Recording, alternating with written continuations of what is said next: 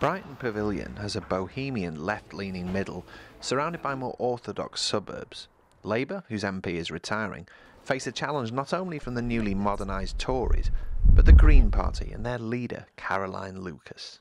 There is a demographic here who I think likes to think of Brighton as being ahead of the game, about being more progressive, and I think people choose to come and live in Brighton in many respects. Can I just ask if there's any chance that you might consider voting Green at the next election?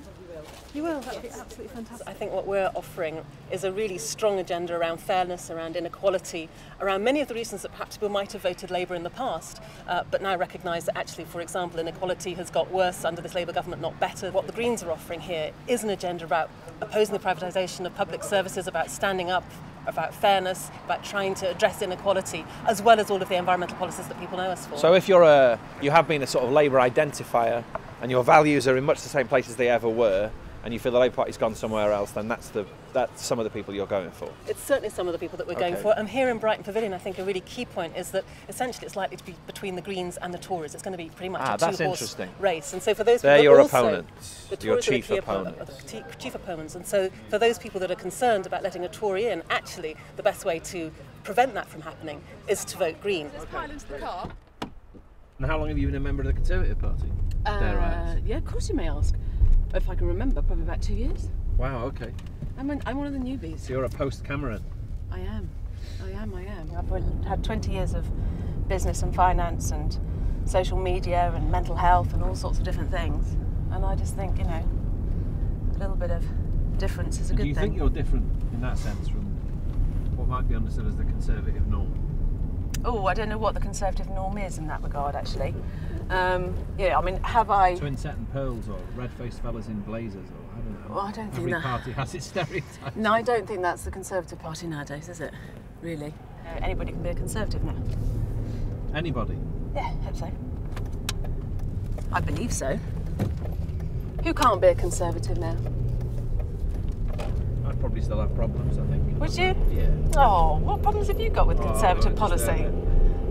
A stack of tribal loyalties maybe get. Well, that's exactly right, isn't it? So you get over your tribal loyalties and, and look at the policy.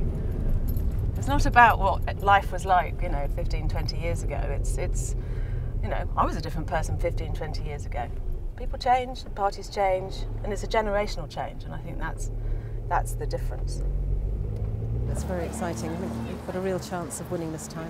What I might fear is that even if you're successful and you're Britain's first Green MP, you'll be a lonely voice in a very big wilderness. I might be embarking on a interesting but ultimately futile gesture. I would argue exactly the opposite, that one more Tory MP, one more Labour MP, what difference is that going to make? How many people know how many Tory MPs there are in Westminster or how many Labour? People don't know.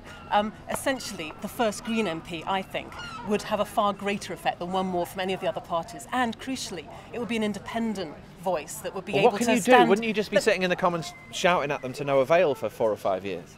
Well, we would certainly be raising issues in the Parliament that others aren't, and we'd be having a degree of consistency. For example, what you have here in Brighton Pavilion was the local Labour Party, for example, campaigning against post office closure at exactly the same time as the local Labour MP was voting for it. So yes, I would be having a continuity and a consistency and rigour of saying something here and then fighting for it in Westminster.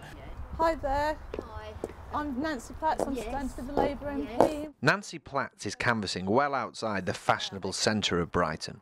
She's playing up her strong old Labour credentials, which include her opposition to the Iraq War, and she thinks she can win. She hasn't got this difficult link to the government and so on. So people maybe are getting the same kind of politics as you without the link to Brown and Blair and Iraq and Trident and ID cards and all that. That makes life difficult for you, doesn't it? No, I still think it's going to be easier for me because ultimately we're going to get a Labour or a Conservative government. So it's going to be one of those two parties that's going to lead the policy. Now, if Caroline Lucas was to become the next MP, she's going to need allies in Parliament. I've already got those allies. I already know who's on my side. I know who I can lobby. And I think fundamentally the issues that I've got that I disagree with around ID cards in Iraq are the same for a huge amount of Labour members. So what I've tried to do is also make sure that we get lots more Labour people and lots more of that kind of Labour voice back into councils, back into government and so on. So it's a question of keeping those Labour values and that part of the Labour Party going. I spent a lot of time on the Greens website yesterday looking at various manifestos, and it didn't take me very long, for example, to find out your policy on circus animals, licences for tour operators, the limitation of pleasure helicopter flights. Now, that stuff may have its place, but I fear it speaks about a mixed up sense of priorities and a politics which might end up being very micromanaging and controlling and sort of obsessed with minutiae in a way that I don't think progressive politics should be. Well, we're very transparent, and we put all of our policies on our To say website, the which least, is why you can then find it. But I'm absolutely happy to stand up and defend a policy about circus animals. I think that's absolutely right, that circus animals cannot be kept in a way that's good for their animal welfare. But that is not one of the key priorities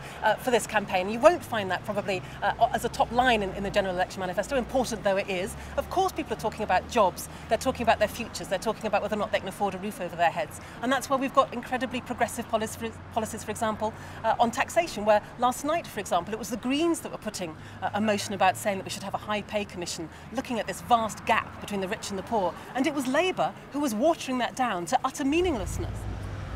She talks about a type of socialism, which is a little different to what we understand by the Labour Party, which is local, like giving power to the people to take action and change the city they require. So it's a little bit that attracts me as well. By contrast, the Labour Party would be a sort of distant, run everything from the centre kind of idea of things. Yeah, right. Yeah, and I think Caroline Have you Lucas. voted Labour in the past?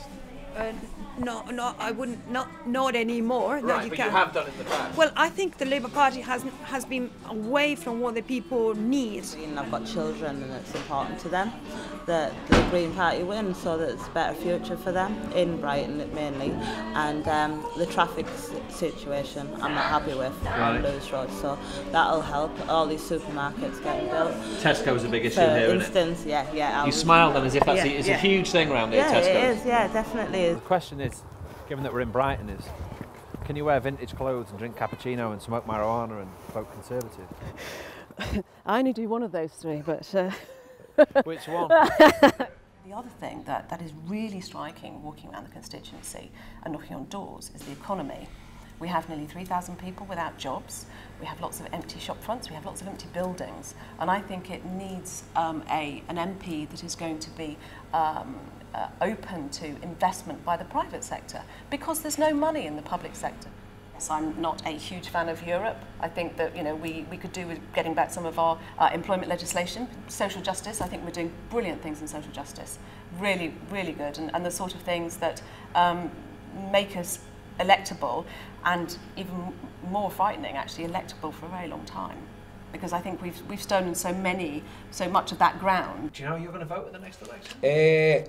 I don't actually, and the reason for that is that well, being a shop steward and a union man, it seems to all be a bit...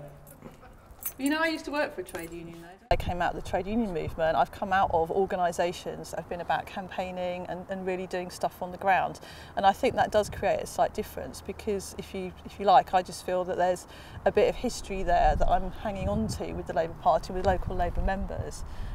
That means a lot to people. At the same time as you're seeing the kind of new Labour project disintegrating, you're also seeing the birth of something new, and something that can actually get into national politics as well as local politics, European politics. And so I hope very much that if that happens, I don't want to see a Tory government, but if it does happen, I hope very much it is a wake-up call to look at all of those people on the left and to think about a new agenda. And I think the Greens can offer a huge amount into that. Now, have you lost your fear? We've got a Conservative candidate who claims to be the embodiment of all the changes David Cameron's brought to the Tory party. Quite a different kind of Labour candidate who's really not very keen on a lot of what the Brown and Blair governments have got up to. And Caroline Lucas from the Greens, who's obviously even less keen on New Labour and blazing her own very distinct trail. If I lived in Brighton Pavilion, I'd be feeling fairly conflicted. There are two options on the left or centre-left here. They kind of blur into each other, and they present people like me with a real question. I'm never going to vote Tory, but is the only reason I would hold out possibly against voting Green to do with my own tribal loyalties? Sitting here at the end of the day, I don't know what I'd do on May the 6th, faced with those options. Do you?